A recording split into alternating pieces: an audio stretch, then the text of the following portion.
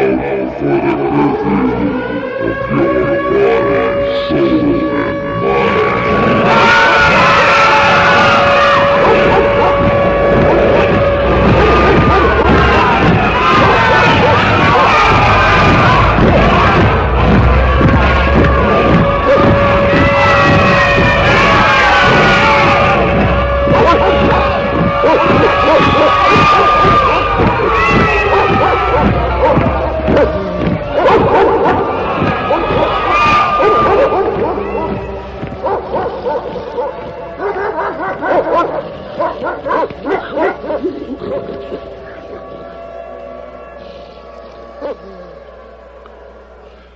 Welcome once again, folks, to the Hour of the Time. I'm your host, William Cooper, and tonight we continue on our series of the origins, the history, the dogma, and the identity of Mystery Babylon, the secret organization that has infiltrated every level of our society, military, and government, and are bringing about a totalitarian world socialist government that they call the New World Order. Tonight, Part 4.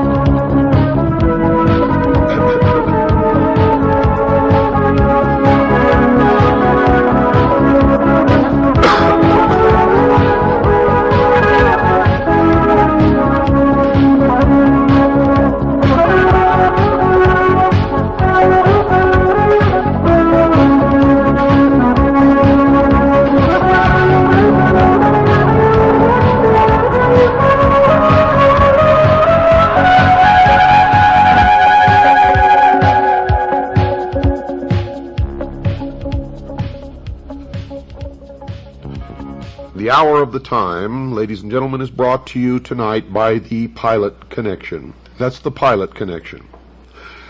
How would you feel if I were to tell you that income tax is voluntary, and if you know how to untax yourself, you would never have to file another income tax return, pay income tax, or keep the records associated with those who are termed taxpayers? Now, if you're like me, you'd be very curious. And like me, you would want to look into that, as I did, and I became a member of the Pilot Connection. And I no longer have to do those things, folks, and I can tell you that it works. I completely inspected all of their records. I talked to their people, and I can tell you unequivocally that there is no law that specifically and unequivocally requires anyone to pay taxes. And if you do it right, you will never have to pay them again. Now, if you would like to find out how you can be one of us who are designated legally as non-taxpayers, write to the Pilot Connection. That's the Pilot Connection. 6333 Pacific Avenue, Suite 334, Stockton, California, 95207. That's 6333 Pacific Avenue, Suite 334, Stockton, California, 95207. Or you can call them at area code 209-957-5493. That's 209-957-5493. Tell them William Cooper sent you. Well, folks, we left off with a great revelation for those of you who were listening last night. For those of you who weren't, you need to order the tapes, beginning with the tape of February the 11th, Thursday night, February the 11th, which was, the name of that tape is The Dawn of Man. And this series actually starts on Friday night, February the 12th. But you need the tape, The Dawn of Man. Order all the tapes in this series, because if you really want to know what's going on, how it has been kept alive for thousands of years, and what the ultimate goal is, their origins, their history, their dogma, and their absolute identity, then you need this whole series. Now, to get this series, you can call Stan at 602-567-6109. That's 602-567-6109. If you're a CAGI member, just send in $7.50 per tape. Tell them which tapes you want, and you'll get them. If you're not a CAGI member, they're going to cost you $17.50 per tape. No buts, no exceptions, no deals. Want a deal? Join CAGI, folks. That's how we support ourselves, and that's how we get people involved. Well, let me continue. And I think tonight is really going to open your eyes. And remember, we're nowhere near even begun. We got a lot of shows to do on this, folks. And it's going to blow your mind if it hasn't already. I think some of you out there already know that. Now, if we concede that Osiris is the positive pole of the universal life agent, as the mystery school does, then Isis becomes the receptive pole of that activity. He is the doctrine, she is the church. As in Christianity, it is customary to refer to the church as the bride of Christ. So in Egypt, the institution of the mysteries was the great mother, the consort of heaven herself. From this interpretation, we gain a deeper insight into the symbolism of the whole Osirian cycle. Isis, you see, becomes the temporal order of the priesthood, the accumulative body of initiates. She is personified as the temple. She is the mother of all good, the protectress of all right, and the patron of all improvement. Now remember, this is the belief of the mystery schools. I'm not telling you what I believe. What you're learning on this program is what the mystery religion really is.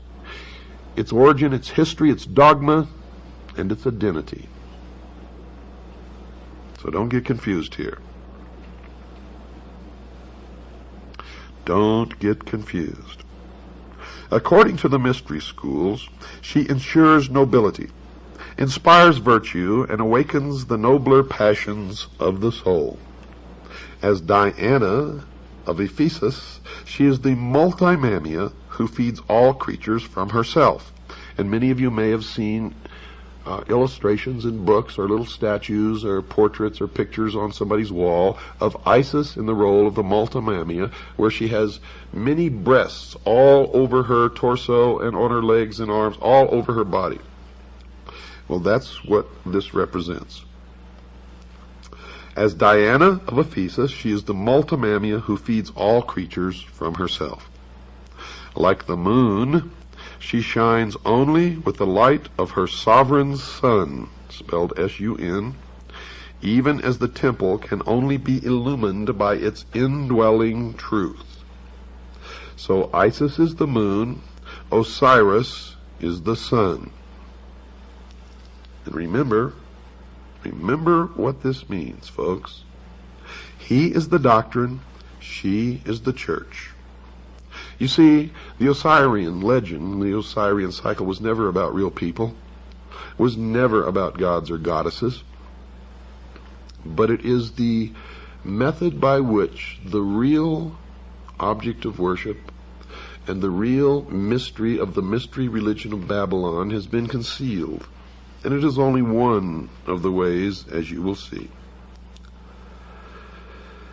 Typhon, according to the mystery schools, is the embodiment of every perversity. He is the negative creation, the Ahriman of Zoroastrianism. And remember, we talked last Thursday about the movie 2001, and in the beginning of the movie, the musical score that you hear, the name of it is Also Sprach Zarathustra, which is a tribute to Zoroaster, which is the androgynous god. The combination in one of the positive, the negative, good, evil, male, female, etc., etc., etc. It is the concept that Christ is also Lucifer, or that they are twins, and that's what they teach in the Mormon Church. Typhon, according to the mystery schools, is black magic and sorcery, the Black Brotherhood, also known as the Jesuit Order. Nephthys, his wife, is the institution through which he manifests. He is neither a single evil, nor even a sequence of ills, but an infinite diversity of them, indescribably insidious, empowered to infect the fabric of church and state. The enemy of the mystery schools are three: the church, the state, and the mob. And of course the mob is us. Typhon lured Osiris into the ark of destruction at the time when the sun enters the house of the scorpion. Hence we know him to be the eternal betrayer, or Judas, that ageless Judas who undoes all good things and inevitably presages ruin. He is the power of the physical universe, which is constantly seeking to destroy the spiritual values locked within its substances. You will see that they have a talent for turning things around. He strikes in the 8th month, and now it is supposed that a child delivered in the 8th month of the prenatal epoch cannot live because of the curse of Typhon. Osiris was born in the 7th month, and thereafter it may be said of him that he was delivered prior to the rule of Typhon. And that's why our forefathers, all Freemasons, established this country by the signing of the Declaration of Independence in the month of July. And this will all become clearer to you as we go along. Of all good things, Typhon is the opposer, according to the mystery schools, occupying the position of the eternal negative. This evil monster may well be generalized under the appellation of the adversary. In the initiation rites, he is also the tester, or the trier. Quote, "The Lord who is against us," unquote. According to the mystery religion, he is the personification of ambition, and ambition is the patron of ruin. It was ambition that set Typhon plotting for the throne of Egypt, designing how he should destroy the power of his brother. A learned Jesuit father sees in Typhon Cain and in his brother Osiris Abel. If such a parallel actually exists, then the biblical allegory is susceptible of the same interpretation. But you see, they have twisted everything around. Adam Weishaupt, the founder of the Illuminati, was a Jesuit priest and a professor at Ingolstadt University, which is a Jesuit university. The Jesuit order was founded by Ignatius Loyola. He was the head of the Ilumbrados in Spain, which is the order of Illuminati long before Adam Weishaupt even came along. He was arrested by the Dominican monks under the Inquisition and used his power of association of those who had influence and power to beg an audience with the Pope. Now, nobody knows what occurred during this audience, but he emerged as the head of a new order called the Jesuits. Now, the Jesuits was just another name for the Ilumbrado, for he took his organization that he already controlled and made it into the Brotherhood of the Jesuits. The Jesuits went on to foment rebellion everywhere that they went, and the Pope gave them incredible power and made Ignatius Loyola immune to any prosecution from any source.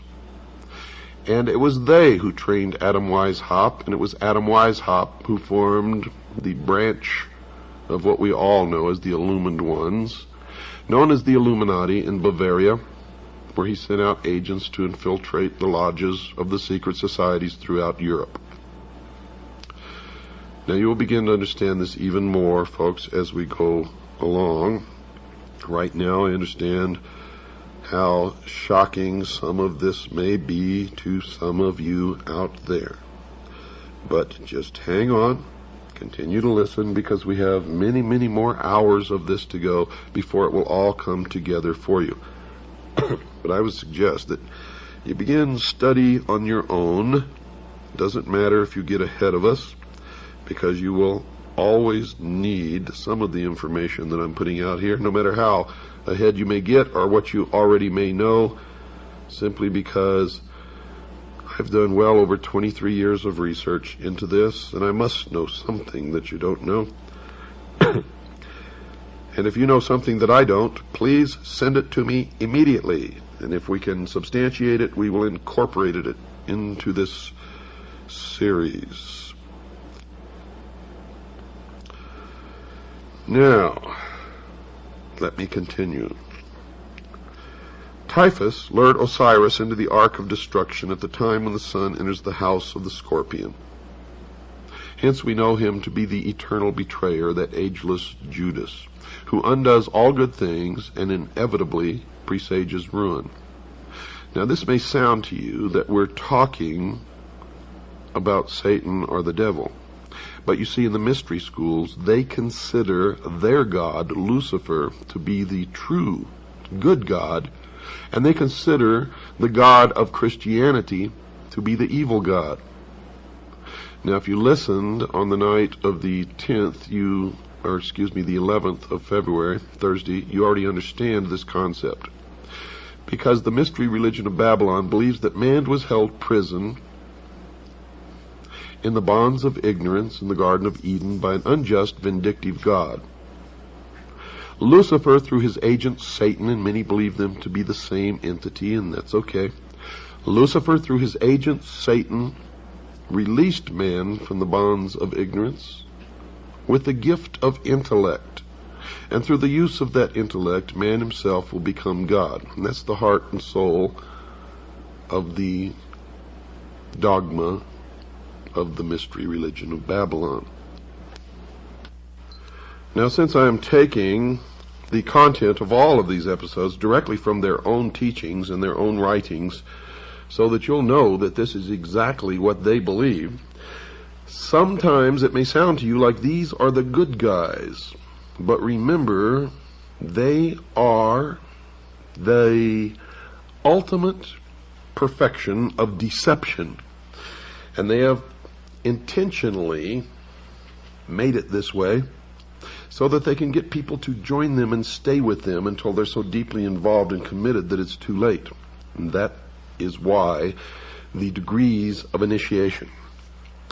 So stick it out and you'll find out that these guys are the greatest liars, deceivers, manipulators, and scum that exist upon the face of the earth. Typhon, in their teachings, is the desire of the few pitted against the good of the many. Now, if you understand what I just said, you understand that these are communists, socialists. They believe Typhon is the spirit of dissension and discord that breaks up unity of purpose by setting factions against each other so that great issues lose the name of action. The desire for riches, pomp, power, and, listen to this, folks, sovereignty, by which this evil genius was obsessed, reveals the temptation by which humanity is deflected from its ultimate goal and led into the byways of sorrow and despair. Typhon, the queen of Ethiopia, and the 72 conspirators represent the three destructive powers preserved to modern Freemasonry as the murderers of the master builder Hiram Abiff. You will see that Hiram Abiff was never murdered. In fact, in the Bible you will see that when the Temple of Solomon was completed, he went back home to Tyre. But in the Freemason legend, Hiram Abiff, the master builder, was killed and the temple was never completed. So everybody is blaming all of this upon the Jews. It is not the Jews, folks, because all of this is a front. It's symbology for what they really, really mean. Hiram Abiff was really, folks, Jacques de Molay of the Knights Templar. And all of this will make much more sense to you several shows down the road, because we have lots and lots of information to go through before you put it all together. Now, these three destructive powers preserved to the modern mystery school known as Freemasonry as the murderers of the master builder Hiram Abiff, who was really Jacques de Molay, are ignorance, superstition, and fear, what they call the destroyers of all good things. When you get even deeper into their teachings, you find out that ignorance, superstition, and fear stand for the state, the church, and the mob. And those are the things that they have sworn to destroy and substitute themselves as the ruler of the world in a benevolent despotism, a totalitarian socialist state. Because from the very beginning, these people have been pure, true communists, socialists. They are the heart and soul and core of international socialism. They believe the advent of greed and perversion marked the end of the Golden Age, the Osirian Age, which the Osirian cycle is just a symbology of this. And the Golden Age, of course, golden, oro, always has stood for the sun. Osiris is representative of the sun. And outwardly these people worship the sun, but the sun is just another symbol for their god Lucifer, the light, the intellect. And with the good prince Osiris, the deeper truth returned to his own land. He became the victim of a hideous plot. So what is this mysterious chest, so beautiful in its outer appearance, but so fatal in its application? Well, folks, Plato, who was wise in the wisdom of the Egyptians and who was an initiate of the mystery school, would have answered that it was the body that lures the soul into the sorrows of generation. Now, if this interpretation is projected into the social sphere, the chest becomes symbolic of material organization. Witness the application of this thought to Christianity, where the pomp and glory of the outer show of a vast ecclesiastical mechanism has all but destroyed the simplicity and dignity of the primitive revelation of the mysteries. That is their exact words. See, I didn't make that up. Those aren't my words. Those are the words of the mystery school. And it is an indication, if you didn't think so yet, that Christianity is their enemy. They intend to destroy Christianity and all Christians. The blood will flow when the new world order takes power in the world. And if you sit back and say, well, I'm not worried because I'm going to be raptured, I feel sorry for you because you are going to suffer tremendously. Because in my research, I have found that most of the theologians in the Protestant religion of all denominations who are responsible for this doctrine of the rapture are Freemasons. And they are in control of the World Council of Churches. They are responsible for the bringing together of the different religions in the World Council of Churches to attempt to merge them all into one and then change the doctrine to the New World religion. And if you don't believe that, you get off your little butts and go out there and start looking instead of just listening and accepting. For it is true. And their doctrine, folks, is Zionism. I can tell you right now, Jerry Falwell has admitted publicly that he is a Zionist, and we know that he is also a member of the mystery schools, and many others that you follow blindly instead of reading the words of Jesus Christ. You're all split up. You know, the original teachings of Christ have been so perverted that there are thousands of different sects of the Protestant religion.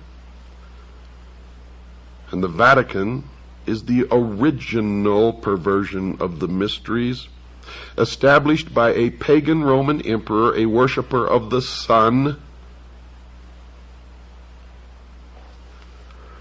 I hope you're all beginning to open your mind. And I know I'm going to get a lot of letters from a lot of fanatics who don't believe this. And those are the people who will be hurt the most when they find out that it is all true. When they find out that it is all true.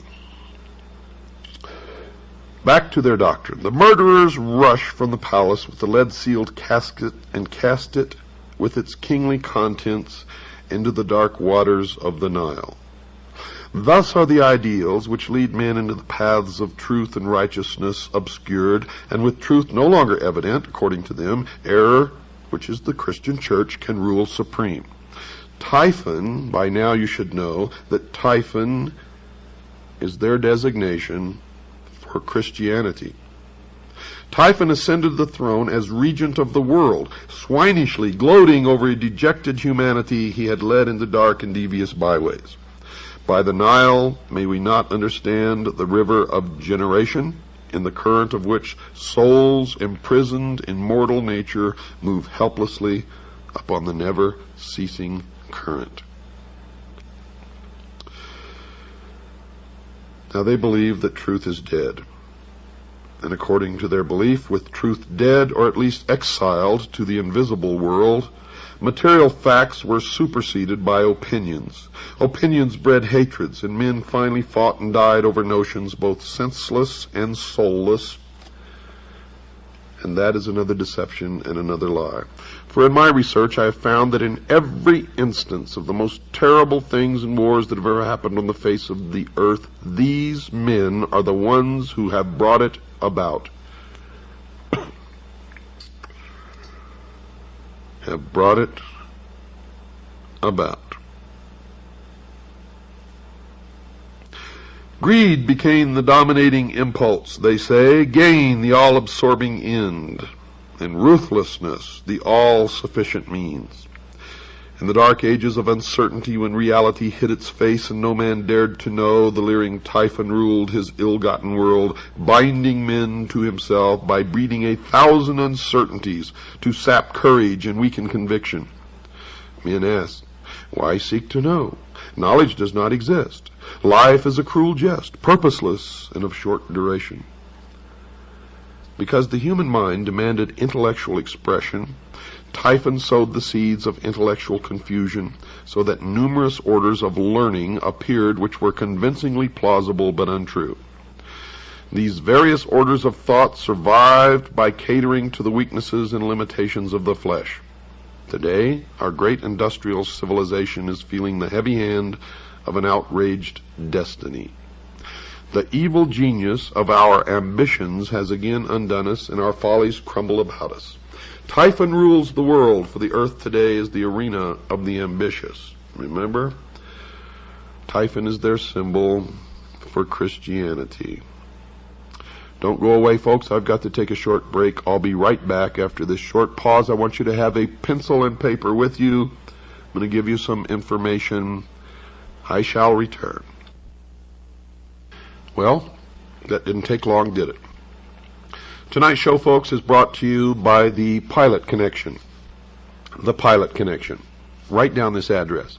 6333 Pacific Avenue, Suite 334, Stockton, California, 95207.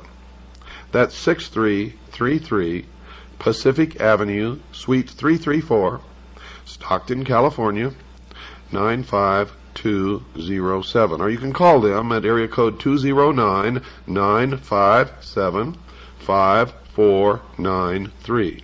That's 209-957-5493. Who is the Pilot Connection, and what do they do? Well, the Pilot Connection is an organization, a First Amendment educational society that specializes in teaching people the true law about income tax. Did you know that income tax is voluntary? Well, it is, folks. But you just can't go and stop paying income tax and say, I volunteer not to pay, because you've entered into certain adhesion contracts which make you liable for income tax. But the Pilot Connection can tell you how to untax yourself legally and lawfully, so that you never have to file another return, pay another nickel of income tax, or maintain the records that those designated as taxpayers because of their adhesion contracts have to do. No, if you go through the Pilot Connection, you will become legally designated a non-taxpayer. I am a member. I have done this, so have tens of thousands of other people. And I can tell you that it is true, that it works, and that you will have no problem with the IRS, unless, of course, Congress changes the laws down the road, and then we will have to see what those changes are if they do that. And if they change the law and then it becomes binding that we have to do it again, then we will have to do it. Okay. Now, if you would like information on how to join the Citizens Agency for Joint Intelligence, which is our private intelligence organization, the largest and the most successful in the world, and if you've been listening to this program, you know that that is true.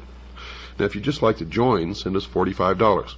Just send $45. Tell us you want to become a CAGI member, and we'll put you on the rolls and send you all your information, your press credentials, and everything else that you get along with your membership. And believe me, it's well worth your while. Your money comes back to you 1,000-fold, as our members, our current members, will be happy to tell you. That is, if you use the benefits. Or if you would like a packet of information, or if you'd like to purchase my book, Behold a Pale Horse, which is 500 pages of the most suppressed information ever published in the history of the world. Call Stan. Talk to him. He's my right-hand man. His number is 602-567-6109. That's 602-567-6109. Or just write to Stan and ask him for a packet of information. Write to Stan, S-T-A-N. Post Office Box 889, Camp Verde, Arizona, 86322. That's Post Office Box 889, Camp, spelled C-A-M-P, Verde, which is Spanish for green, spelled V as in Victor, E-R-D-E, Arizona, 86322. Well, let's get back to where we left off, folks. What then of Isis, the mother of the mysteries? She who was so defiled and desecrated by the profane that her sages and prophets were forced to flee into the wilderness to escape the machinations of the evil one. Is she not the woman clothed with the son of Revelation who flees with her man-child into the wilderness to escape the evil purposes of the great dragon? Well, folks, that's what the mystery school believes, but I can tell you that's not true. You see, the mystery school was the original college run by Nimrod in the city of Babylon. And the college was a college of priests who practiced the religion of the sun. The college, the adepts, the initiates, the priests were scattered all over the world when Seth, the son of Noah, came with an army and defeated Nimrod. And this is where the legend really comes from, because Seth chopped Nimrod up into little pieces and scattered him all over the land. In the legend of the Osirian cycle, Osiris was chopped into 14 pieces. Isis came to put him back together again and bring him to life. She could find all the pieces save one, the phallus, or the generative force. It is now known as the lost word of Freemasonry. And the phallus is represented by the obelisk, the monolith. It is the penis of Osiris, the generative force. It represents the lost word of Freemasonry. It represents the Luciferian philosophy. It represents the light, the sun, Lucifer, the intellect. In Dealey Plaza, you will find an obelisk. In Washington, D.C., you will find an obelisk known as the Washington Monument. In the courtyard of the Vatican, you will find an obelisk. Should I continue? The family in England, whose estates are called Sion House, has an obelisk on their lawns. Should I go on? I will. I will go on and on and on and on until you either wake up or I am dead, one or the other. And if you don't wake up, I would rather be dead than live in slavery in the New World Order, with our Constitution destroyed, the family broken, the children taken from the homes to be raised by the state, Christians and patriots locked in prison camps, labor camps, until they are no longer useful, and then they will be executed. And the blood will run in the New World Order. If you don't believe me, look back at every single nation where international socialism has triumphed over Christianity, and you will see that tens of millions perished, were destroyed. Socialism, folks, sucks. And I will not live under such a system, and I hope you agree with me. If you don't like my language, that's tough. I'm fighting a battle against people with no morals, no decency, no heart, no soul. No soul. They do not even believe in God. They do not even believe in God.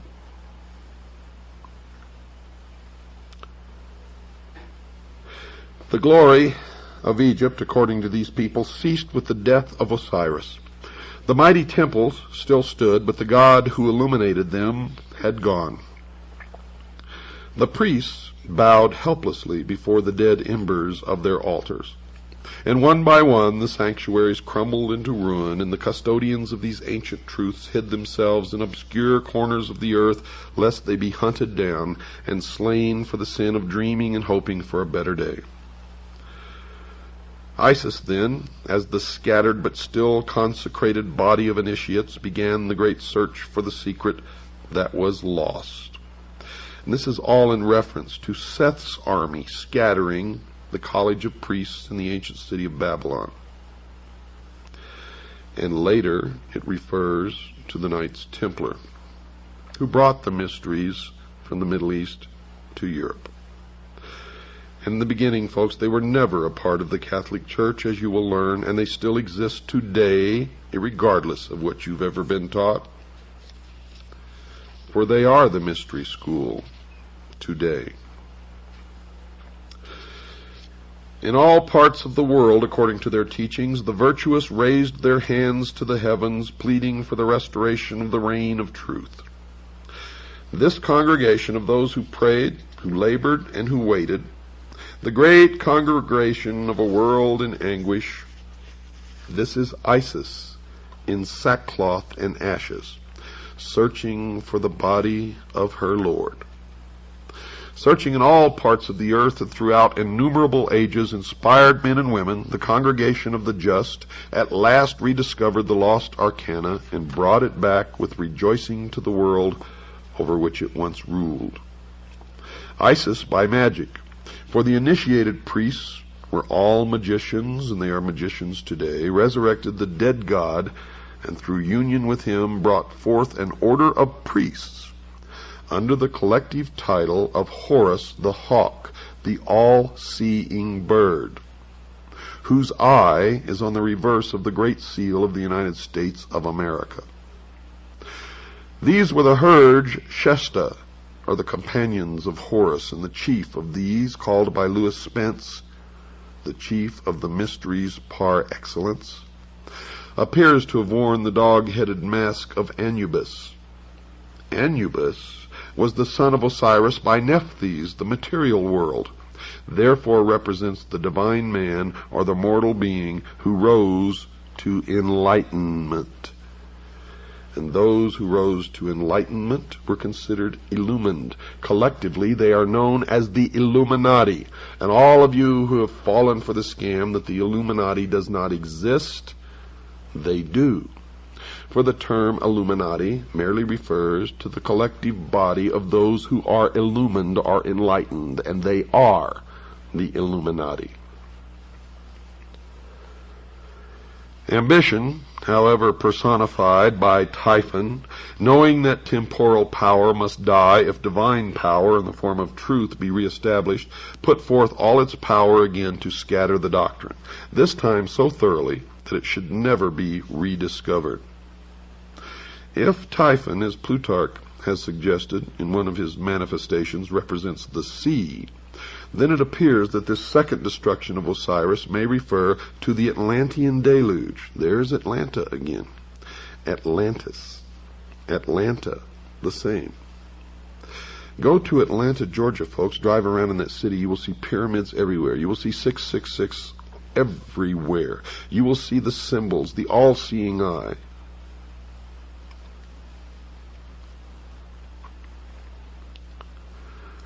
Osiris may refer to the Atlantean deluge, by which the doctrine was swallowed up or lost, and its fragments scattered among all of the existing civilizations of that time.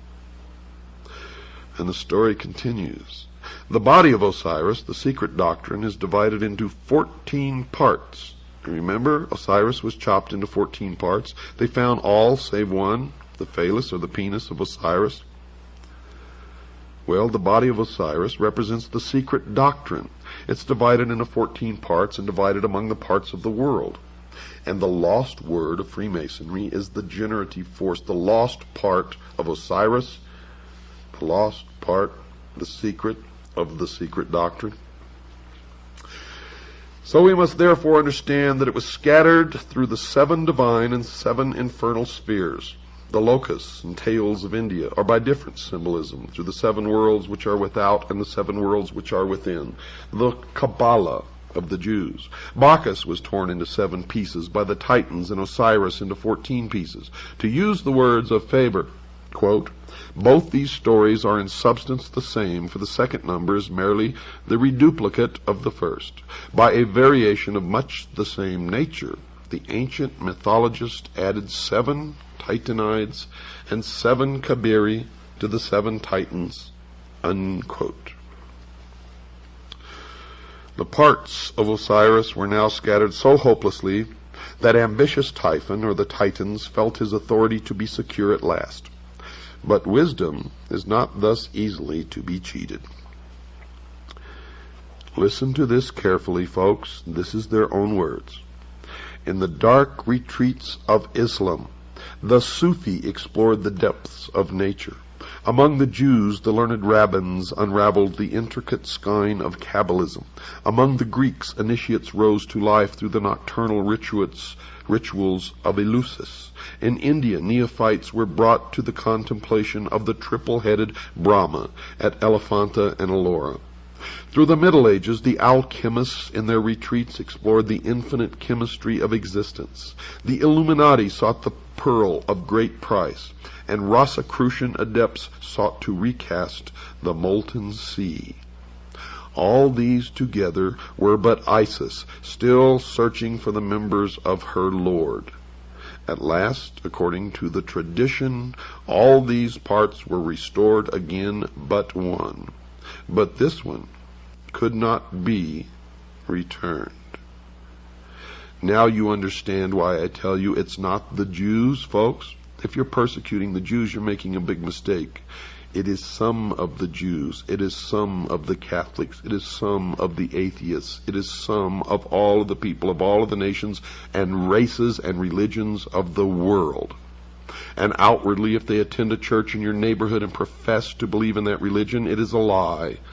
It is how they gain influence and power in that community. For they worship one God and one God only in the temple without windows, the headquarters of which in this country is exactly 13 blocks from the White House. The Egyptian allegory tells us that the phallus of Osiris was swallowed by a fish. Now, folks, this is most significant, and we may even infer that mankind itself is the fish, but it even goes any further, for this age has been known as the age of Pisces, the fish. The significant force and the power in the age of Pisces was Christianity, and the fish actually refers to Christianity. The phallus being the symbol of the vital power of the mystery school, and so used in Egyptian hieroglyphics. The phallus, then, is the lost word which is not discovered, but for which a golden replica is substituted. In the Egyptian hieroglyphics, the physical body after the death of the soul or its departure therefrom is called the Khat, or K-H-A-T, and the hieroglyphic for this is a fish.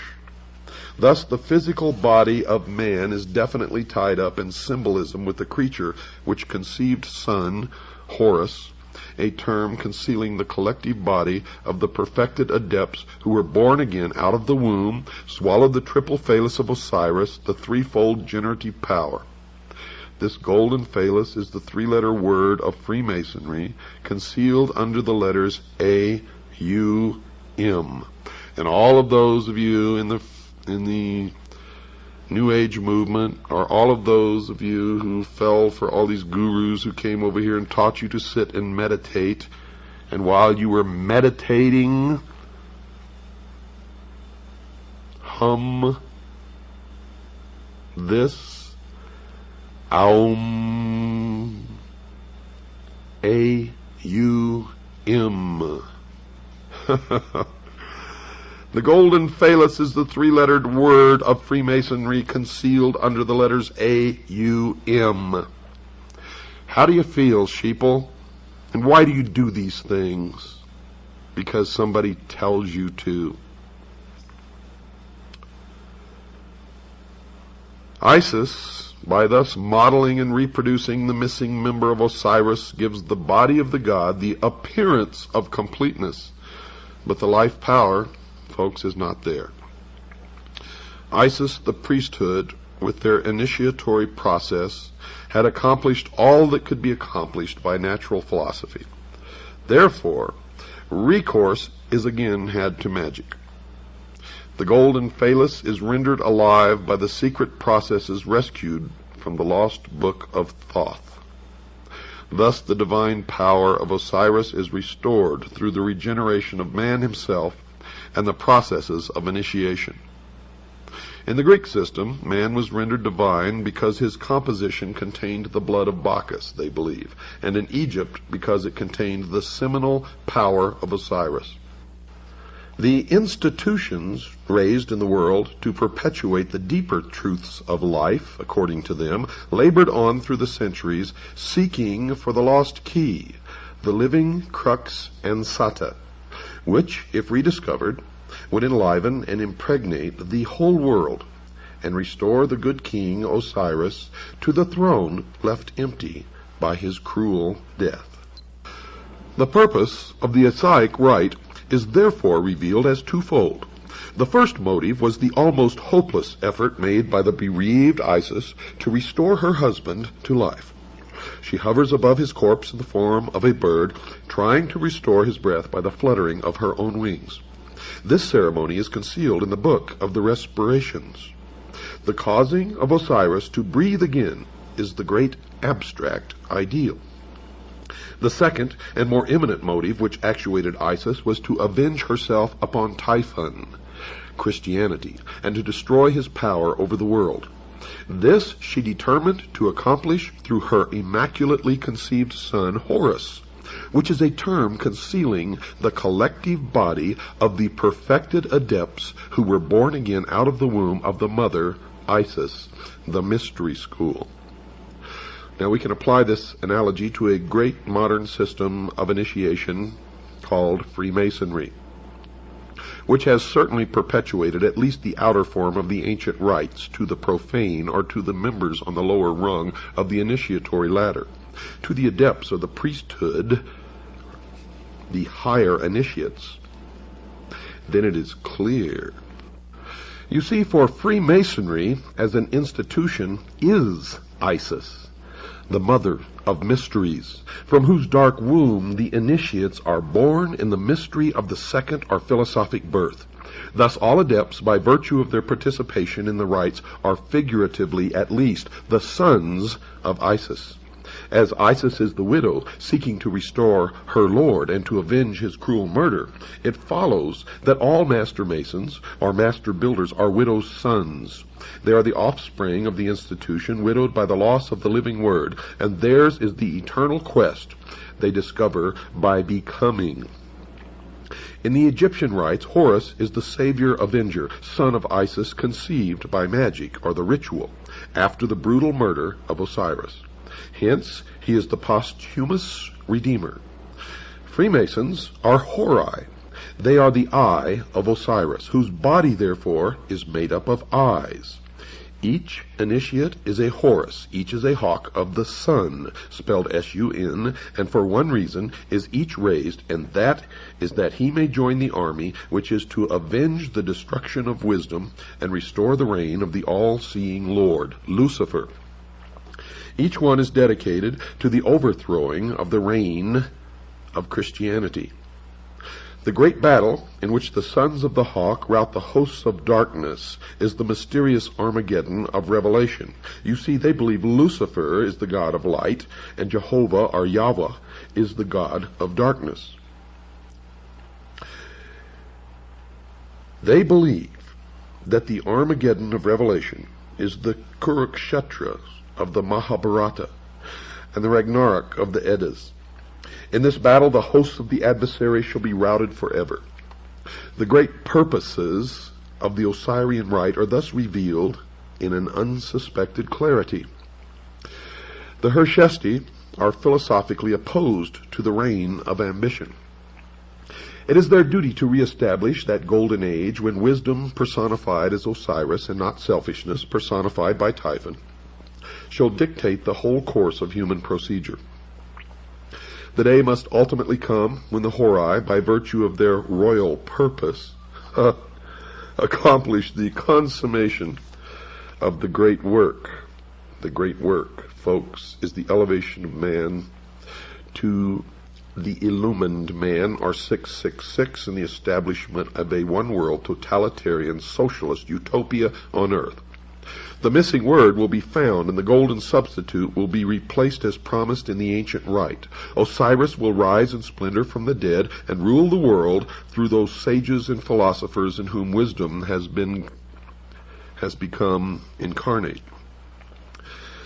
It should be particularly noted that the Egyptians do not regard Osiris as wholly dead, but view him as continuing to live in the underworld, where he superintends the ceremony of the psychostasia. The underworld is not the sphere of the dead alone. It is the world of the mysteries. Lucifer is therefore God of the hidden fane, the temple which is beneath the earth, the house of the low ceiling, the crypts into which the initiates go in search of truth. He is the dweller who abides in the darkness of the innermost. His throne is not in the objective world, but in that subjective sphere which is the inner life of man. They believe that thus is it arcanely intimated that while truth may perish from society, it cannot die from the heart, which preserves the sacred tradition through that natural inspiration by which all men are gradually moved to truth. In the meantime, the widow Isis, the mystery school, continues to produce out of herself the host of potential redeemers. Spiritual education continues from age to age in secret, and though temporarily obscured in this generation or in that, its onward process, they believe, is inevitable. Out of the hidden house, guarded by the silent God, must someday issue the glorious and illumined Horus. 666 is the number of that man, the very incarnation of his own father, Osiris, or Lucifer, the personification of the Lord of Abydos, the avenger of all, and the just God in whom there is no death. Folks, tonight's episode of The Hour of the Time has been brought to you by the Pilot Connection. Give them a call. They can help you. Their number is area code 209-957-5493. That's 209-957-5493. Or you can write to them at 6333 Pacific Avenue, Suite 334, Stockton, California, 95207. That's 6333 Pacific Avenue, Suite 334, Stockton, California, 95207. Good night, and God bless you all.